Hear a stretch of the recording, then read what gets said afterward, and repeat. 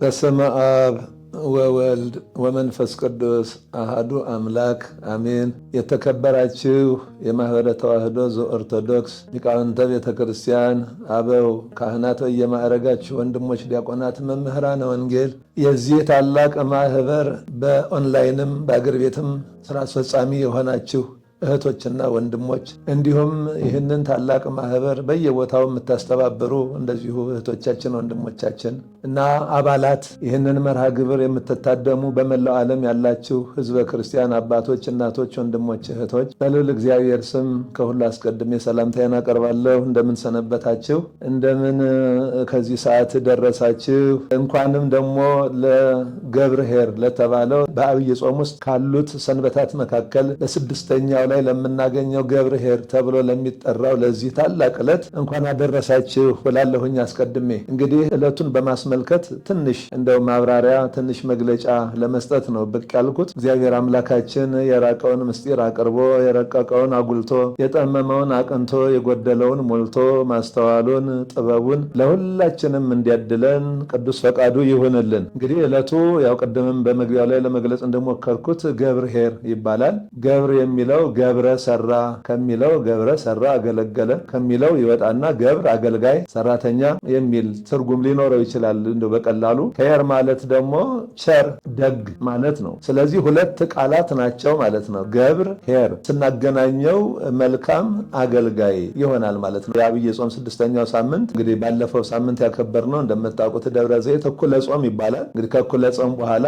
አንድ ሳምንት ስናነሳለት ስድስተኛው ሳምንት ሲደገም ገብርኄር በሚል ስም ተሰጥቶታል። እንግዲህ ቤተክርስቲያናችን ስንዱ የሆነችው ቅድስት ቤተክርስቲያን መልካም አገልጋይ በሆነ ይሄንን እንደው ከአገልግሎት ጋር በተያያዘ እያንዳንዱ ካህንም ይሁን ምእመን እንደው በአገልግሎት መቼስ ክርስቲያን የሆነ ካህን ብቻ ሳይሆን እንደምታስታውሱት እንደምታውቁት ክርስቲያን ሁሉ አገልጋይ ነው። ስለዚህ በተለይም በአገልግሎት ላይ ያለን ወንድሞች እህቶች በመላው ዓለም የምንገኝ ጠቅላላ ክርስቲያኖች ኦርቶዶክሳውያን በዚህ ዕለት እንድንነቃቃ ቅድስት ቤተክርስቲያን ይህንን ዕለት ገብርኄር መልካም አገልጋይ ቸር አገልጋይ ብላ ሰይመዋለች ማለት ነው። ይህንንም የሰየመችው እንግዲህ በማቴዎስ ወንጌል ምዕራፍ 25 ከቁጥር 14 ጀምሮ ስናነብ በምናገኘው እንግዲህ በዕለቱ የሚነበበው የተነበበው ወንጌል በየአጥቢያው ስታስቀድሱ እንደሰማችሁት ይሄ ወንጌል ነው። በማቴዎስ ወንጌል ምዕራፍ 25 ቁጥር 13 ጀምሮ ያለው ነው። ሶስት የተለያዩ በሶስት ሰዎች ተወክለናል። በዚህ ዓለም ላይ ያለን ሰዎች ሶስቱ ሰዎች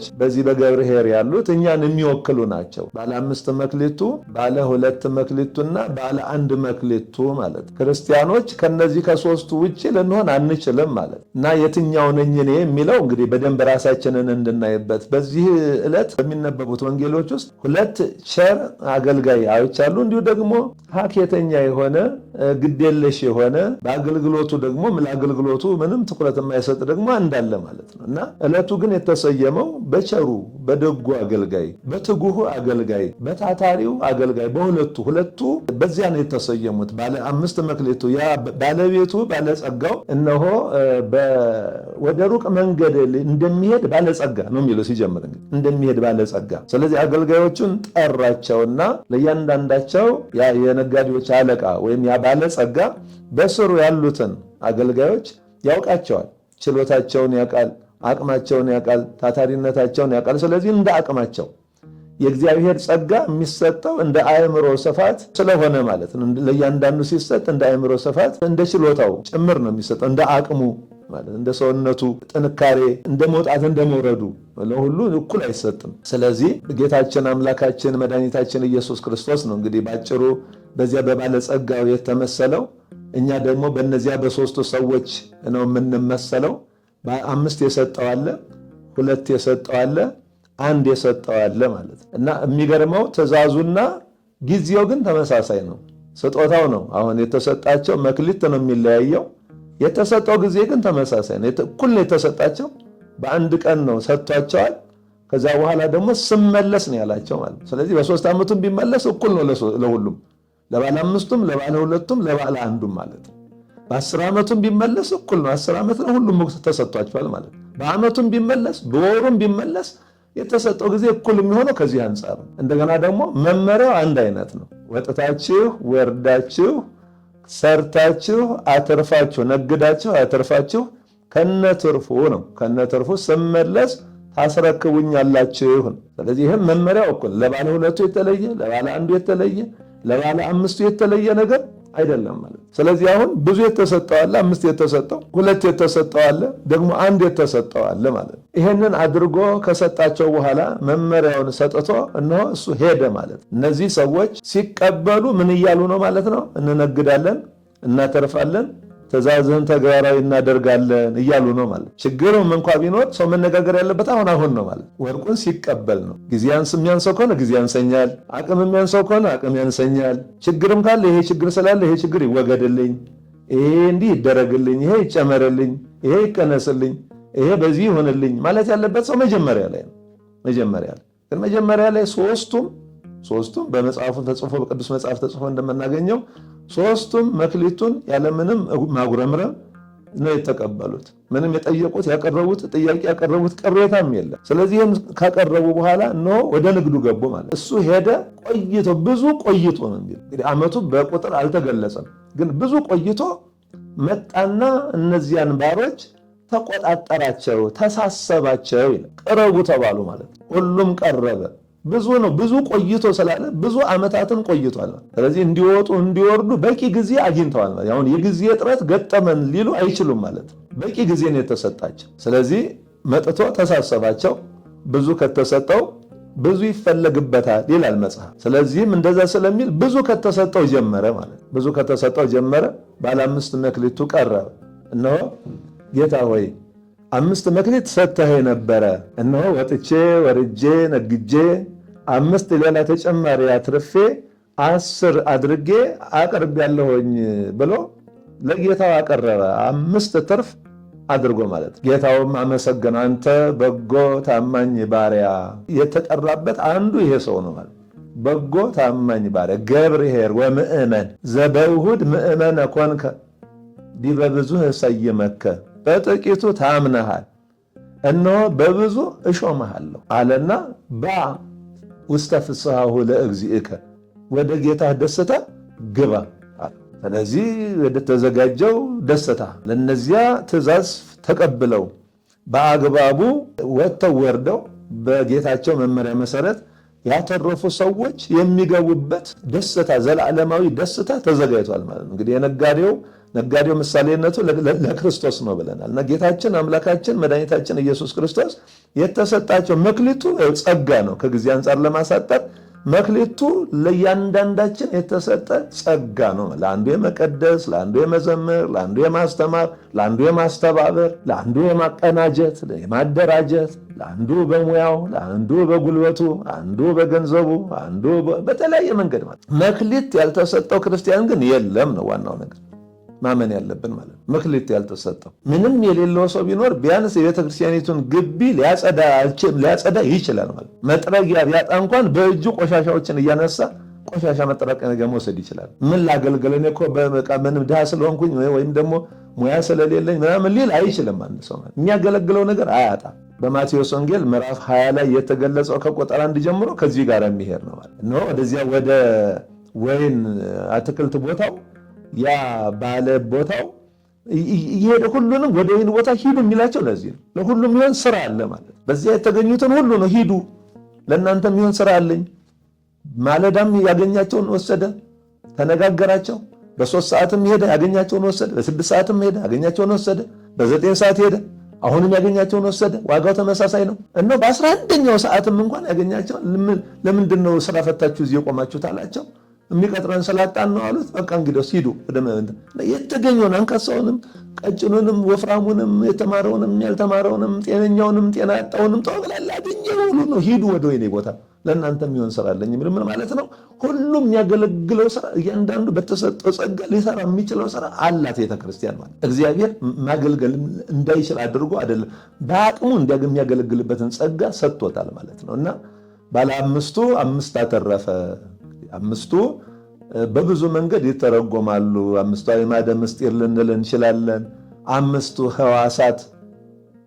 ሕዋሳት አፍአዊና ውሳጣዊ ተብለው አፍአዊ 5 ሕዋሳት አሉን፣ ውሳጣዊ ደግሞ 5 ሕዋሳት አሉ። ስለዚህ ቢያንስ በሚታየው አፍአዊ በሆኑት 5 ሕዋሳት በማየት በመስማት በማሽተት በመቅመስ በመዳሰስ በእነዚህ በአግባቡ አምላኩን ያመለከ በአግባቡ ያገለገለ ሰው በጣም ረቂቅ በሆኑት ውሳጣዊ በሆኑት በ5ቱ ላይ ደግሞ እንደገና ይሾም ያተርፋል ማለት። ውጫዊ በሆነ አይኑ ላይ ሲታመን ውሳጣዊ በሆነ አይኑም ላይ ስለሚሾም ማለት። ስለዚህ 5 አተረፈ ሌላ ተጨማሪ። ስለዚህም ወደ ጌታ ደስታ ግባ ተባለ ማለት። እንደገና ደግሞ ባለ ሁለቱም ደግሞ እንደዚሁ ቀረበ። በተመሳሳይ ነው ባለ 5ቱና ባለ ሁለቱ መክሊታቸው ይለያያል። ግን ባለ ሁለቱም ደግሞ ነው ወጥቼ ወርጄ 2 ሌላ አትርፍ ያለሁኝ ጌታዬ ሆይ እነሆ መክሊትህ ከነተርፉ። ምክንያቱም የተሰጠው መመሪያ ነው፣ መክሊቴን ከነተርፉ ታመጣላችሁ። እሺ ብሎ አቀረበ ማለት ነውና እሱም እንደዚያው ነው። አንተ በጎ ታማኝ ባሪያ በጥቂቱ ታምነሃል፣ እኔ ደግሞ በብዙ እሾምሃለሁ ነው ያለው። ስለዚህ በጥቂቱ የታመኑ በኋላ እንመጣበታለን።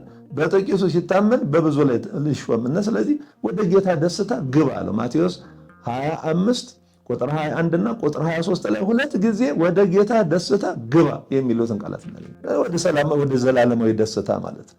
እና ከዛ መጨረሻ ላይ ባለ 1 መክሊቱ ቀረበ። እንግዲህ በዛሬው ዕለት የምናያቸው እነዚህ 3 አገልጋዮች የቱን እንመስላለን ብለን ራሳችንን እንድናይ ያልነው ለዚህ ነው። ሶስተኛውን ማየት የግድ ነው ማለት ነው። ምን አይነት ነው ሶስተኛው? ባለ 1 መክሊት ነው የተሰጠው፣ 1 መክሊት ነው። እንግዲህ ባለ ሁለቱ በኋላ ምናልባት እንትን ለማለት ለማሳጠር ባለ ሁለቱ ፍቅረ እግዚአብሔርና ፍቅረ ቢጽ ተብለው ይተረጎማሉ። አንድም ብሉይና ሐዲስ ልንል እንችላለን። ብሉያት 1 መጽሐፍ ነው፣ ሐዲሳት 1 መጽሐፍ ነው። ስለዚህ ሁለቱም መጽሐፍ ተሰጥተውታል። አንድም ፍቅረ እግዚአብሔርና ፍቅረ ቢጽ በፍቅረ እግዚአብሔርና በፍቅረ ቢጽ እንዲኖር ፍቅረ እግዚአብሔርና ፍቅረ ቢጽን ይዞ እንዲያገለግል የተሾመ ነው ማለት ነው። የታዘዘ ነው ማለት ነው። ለሁላችንም መቼስ ታዘነ። ስለዚህ በፍቅረ እግዚአብሔር በፍቅረ ቢጽ አገልግሎ እነሆ ሌላ መክሊት ብዙ አተረፈ ማለት ነው። በተሰጠው ልክ አተረፈ። 5 የተሰጠው በተሰጠው ልክ ያተረፈ ነው። 2 የተሰጠው በተሰጠው ልክ ያገለገለ ማለት ነው። በተሰጠው ልክ በሚገባው ጌታችን አምላካችን መድኃኒታችን ኢየሱስ ክርስቶስ እንደተናገረው ማለት ነው። ሌላ ቦታ ተናግሯል። ነው የታዘዛችሁትን በፈጸማችሁ ጊዜ የማልጠቅም ባሪያ ነኝ፣ ያደረኩት ማድረግ የሚገባኝን ነው በሉ። እነዚህ ሰዎች ማድረግ የሚገባቸውን ያደረጉ የማይጠቅሙ ባሪያዎች ግን በብዙ ላይ በጥቂት ስለታመኑ በብዙ ላይ የተሾሙ ናቸው። በፍቅረ እግዚአብሔር በፍቅረ ቢጽ በብሉያት በሐዲሳት በነቢያትና በሐዋርያት መሰረት ላይ የተመሰረቱ ማለት ነው። ቤተክርስቲያኒቱ ራሱ እንደዛ ስለሆነች ማለት ነው። ባለ 1 መክሊቱ መጨረሻ ላይ ቀረ። ባለ 1 መክሊቱ ሲቀር የተናገረው ነገር እነሆ መክሊትህ የታዘዘው ከነትርፉ አቅርብ ነው። እሱ ግን እነሆ መክሊትህ ጠቅልዬ በጨርቅ ጠቅልዬ ከምድር መሬት ቆፍሬ ቀብሬያት ነበረ ነው እችት መክሊትህ። ስለዚህ አንተ ያልበተንከውን የምትሰበስብ ያልዘራኸውን የምታጭድ እንደሆን ስለማቅ ስለዚህ ብሎ እንደገና ጌታውን ከሰሰ ማለት ነው። የራሱ ስንፍና የራሱ ግዴለሽነት ሳያንሰው እንደገና ደግሞ ጌታውን ይከሳል ማለት። ጌታውን ምን ሊከሰስ ይችላል? ጊዜ አልሰጠኝም እንዴል ሰጥቶታል። መክሊት አልሰጠኝም እንዴል ሰጥቶታል። ትእዛዝም ሰጥቶታል። ነግድ ነው እንጂ ቅበር አይደለም ትእዛዙ። ስለዚህ አንተ ሀኬተኛ ባሪያ እንደ ቃልህ እፈርድብሃለሁ፣ ካልበተንኩበት የምሰበስብ ካልዘራሁበት የማጭድ መሆኔን ታውቃለህን? እንዲህማ ቢሆን ኖሮ ይሄኔ በነገድክበት ባተረፍክበት ነበር። ባይሆንም እንኳን አንተ እንኳን መነገድ ባትችል ሊነግዱ ለሚችሉ ለሌሎች ሰጥተኸው ኖሮ ራሱ አንድ ነገር ነበር። ስለዚህ እንደ ቃልህ እፈርድብሃለሁ አለ። በሉ እሱ የያዘውን ቀሙት እና ለዛ ለባለ 10 ስጡት፣ ላለው ይጨመርለታል። እሱን ደግሞ እጁንና እግሩን አስራችሁ ጥርስ ማፋጨት፣ ለቅሶ፣ ዋይታ፣ ጭወት ወዳለበት ወደ ውጭ ወደ ጨለማው ወርውሩት ተባለ። በምድር ውስጥ ቀብሯል። መክሊቱን እኮ ያችን የተሰጠውን መክሊት ይዞ ቀርቧል። ግን ይዞ መቅረብ አያድንም። ብዙዎቻችን የምንታለለው ወይም ደግሞ እንደው ምንሞኘው እዚህ ላይ ይመስለኛል። የብዙዎቻችን ስህተት ማለት በቃ እኔ እኮ ምንም ኃጢአት አልሰራሁም ይላል። አንዳንድ ለምሳሌ ያዘዘኝን አድርግ ያለኝን ክፉ ነገር አላደረኩም ይላል። ኃጢአት የሚባለው ደግሞ ክፉ ነገር ማድረግ ብቻ አይደለም እንደምናውቅ። አንዳንዱ እንደዛ ይመስለዋል። ክፉ ማድረግ ብቻ ኃጢአት ይመስለዋል። ኃጢአት የሚባለው ክፉ ማድረግ ብቻ ሳይሆን ወይም ደግሞ በእግዚአብሔር ፊት የሚያስጠይቀው ክፉ ማድረግ ብቻ ሳይሆን ደግ አለማድረግ ነው። አንድ ሰው ክፉ ላያደርግ ይችላል፣ ግን ደግ ባለማድረጉ ይጠየቃል ማለት። ክፉ እንዳናደርግና ደግ እንድናደርግ ነው የታዘዝነው። ስለዚህ መክሊቱን ወስዶ ቀብሯታል። መክሊቱን እንዳለ እንደውም በደንብ አድርጎ በደንብ ጠቅልሎ ስለቀበራት እንደው እንዳለ እያበረቀበቀች አምጥቶ አስረክቧል። ይሄ አላስመሰገነውም። በሆነ ነገር ተመርቀን ያንን ይዘን መቆየት ብቻ ሳናበዛው ለሌሎች ሳናደርሰው ብንቀር ከተጠያቂነት ልንድን አንችልም ማለት ነው። ተጠያቂዎች ነው የምንሆነውና ባለ አንድ መክሊቱ ነው ወይም መስለው ባለ ሁለቱ ባለ አምስቱን የሚለው በደንብ መመርመር። እንግዲህ በመሬት ውስጥ መቅበር ማለት ምድራዊነት ማለት ነው፣ ስጋዊነት ማለት ምድራዊ ሐሳብ። ሰማያዊ ነው። ሰማያዊ የሆነውን የእግዚአብሔርን አገልግሎት ምድራዊ በሆነ ነገር መለወጥ ማለት ቀበረው ማለት በቃ ምንም ስራ ሳይሰራበት ቀረ። ምድራዊ አደረገው። ሰማያዊውን በምድራዊው ሰማያዊውን ለውጦ ወደ ሰማይ መጓዝ ሲገባ ሰማያዊውን ጸጋ የእግዚአብሔርን ጸጋ በምድራዊነት ምድራዊ በሆነ ኃላፊ በሆነ ለምሳሌ አንድነትን በመለያየት ቀበረው እንደማለት፣ ደስታን በሐዘን ቀበረው እንደማለት፣ ዘላለማዊነትን በምድራዊነት፣ መንፈሳዊነትን በስጋዊነት፣ ዘላለማዊነትን በጊዜያዊነት፣ መንፈሳዊነትን በስጋ በመሳሰሉት ማለት ነው። በማይጠቅም ነገር ሰማያዊ ሆነውን እግዚአብሔር መንግስት የሚወረስበትን ነገር በጣም በወረደ ምድራዊ በሆነ ወደ ሲኦል በሚያወርድ ነገር መለወጥ ወይም መቅበር ማለት ነውና የባለ አንድ መክሊቱ ብዙዎቻችንን ምናልባት ይመለከተን እንደሆነ ራሳችንን መፈተሽ ያስፈልገናል። ምን በተሰጠኝ መክሊት እግዚአብሔር እንግዲህ መክሊቱ ብዙ አይነት ነው። ለምሳሌ የእድሜ መክሊት ሊሆን ይችላል። እድሜ የሚሰጠን እያንዳንዷን ዘመን ለፍስሐ እድሜ ለንስሐ አይደል የሚባለው፣ ንስሐ እንድንገባበት እንድናገለግልበት ስለሆነ እድሜ ራሱ መክሊት ነው ማለት ነው። ጤና መክሊት ነው። ስለዚህ በተሰጠን ጤናማ በሆነ እድሜ ምን ሰራሁበት? ዝም ብዬ እያልኩ እያደርኩ በቃ ምድራዊ ለሆነ ሆዴን ብቻ እየሞላውን የምኖርበት ወይስ ምንድነው የሰራሁበት የሚለውን ነገር በደንብ አድርጎ መፈተሽ ያስፈልጋል ማለት ነው። ጌታችን አምላካችን መድኃኒታችን ኢየሱስ ክርስቶስ በዚህ በምሳሌው እንዳስተማረ የሚያያቸው ነገሮች የመክሊቱ ብዛት ማነስ አይደለም፣ ታማኝነትንና ግዴለሽነትን ነው አሁን እያየ ያለው ማለት። ባለ አምስቱና ባለ ሁለቱ በታማኝነታቸው በታታሪነታቸውና በታዛዥነታቸው ነው የተመሰገኑት። እነዚህ ሶስቱ ሊኖረን ያስፈልጋል። ክርስቲያኖች ታማኝነት ያስፈልጋል፣ ታዛዥነት ያስፈልጋል፣ ታታሪነት ያስፈልጋል። በታታሪነት አገልግሎታችንን በታታሪነት በታዛዥነትና በታማኝነት ልንቃኘው ያስፈልጋል። አገልግሎታችን ከነዚህ ውጭ ከሆነ ዋጋ አይኖረውም ማለት ነው። ባለ አንድ መክሊቱ ደግሞ ግዴለሽ ነበር ማለት ግዴለሽ ነው። ለጌታው ትእዛዝ ግዴለሽ ነው። ለተሰጠው ለጊዜው ራሱ ግዴለሽ ነው ብሎ ወሰደ፣ ቀበረ። በቃ ቀበር ቢባል ኖሮ ያስመሰግነው ነበር። ወስደ ቀበርልኝ፣ እንደው ሌባ እንዳይሰርቃት እንደው እንድትቀብርልኝ ቢል ኖሮ ጥሩ ነበር። ቀብሯል፣ እንደታዘዘው አድርጓል። አሁን ግን ቀበር አይደለም የተሰጠው። ስለዚህ የተሰጠውን ትእዛዝ እንድናገል በዚህ የተፈጠርንበትን ዓላማ ሁሉ ሳንረሳ ስሙን ለመቀደስ ክብሩን ለመውረስ መፈጠራችንን እንድናስታውስና በታማኝነት በታታሪነትና በታዛዥነት ጊዜያችንን እንድንፈጽመው ያስፈልጋል። በጎ ነገርን ማድረግ ማወቅ አንድ ነገር ነው፣ ግን የማይፈጸም ከሆነ ያስጠይቃል የሚለውንም ደግሞ አለመርሳት ነው። ያዕቆብ 4:17 ላይ ነው በጎ ነገርን አውቆ ለማይሰራው ኃጢአት ትሆንበታለች ነው። ሰውዬ በጎ ነገርን ያውቃል፣ ግን ግድ የለሽም። ብዙዎቻችን ማገልገል እንደሚያስጠቅም ዋጋ እንደሚያሰጥ እናውቃለን። በአገልግሎት ላይ ግን ብዙዎቻችን ግድ የለሽ ሆነናል። በህይወታችን ላይ በመንፈሳዊ ህይወታችን ላይ ግድ የለሽ ሆነናል። ለንስሐ ህይወት ግድ የለሾች ነን። ስለዚህ የተሰጡንን መክሊቶች በደንብ አድርጎ ማወቅ አውቆም ደግሞ በእነዚያ መንቀሳቀስ ያስፈልጋል። በምድራዊው ላይ ስትታመኑ በሰማያዊ ላይ ትሾማላችሁ። በሚያልፈው ላይ ስትታመኑ በማያልፈው በዘላለማዊ ላይ ትሾማላችሁ።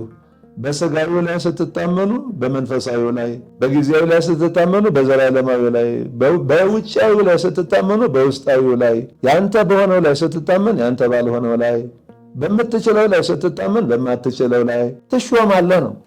አንተ በጥቂቱ የሚለው ያ በጥቂቱ ታምናል፣ በብዙ እሾምሃል። እግዚአብሔር በማንችለው ነገር አይጠይቀንም። ባለ አንድ መክሊቱ አንድ ጨምሮ ኖሮ እንደ ባለ ሁለቱ 4 ለምን አላደረከውም?